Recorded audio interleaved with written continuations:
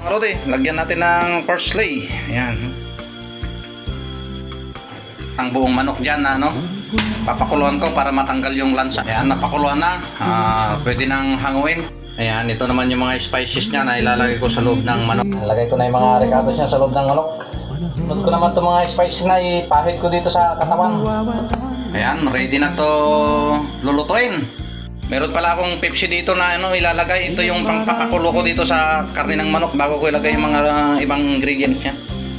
Ayan, pakukulan ko lang. Ayan, pwede nang ibaliktad. Yun. Ayan, lagay ko na rin yung mga pinagsama-sama kong ingredients na para manuot sa loob ng Ayan, buti bumalik na yung kuryente. Ayan, tuloy ko na yung pagluluto ko dito. Binaliktad ko na nga pala to. Dito naman sa likod niya. Ilalagyan ko ng sauce. Mga lods, luto na yung lechong manok sa kawali.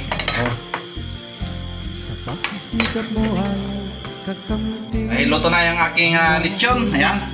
Titikman ko na mga lodi. Anong lasa?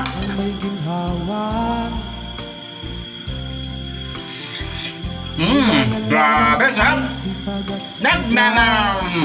Thank you for watching!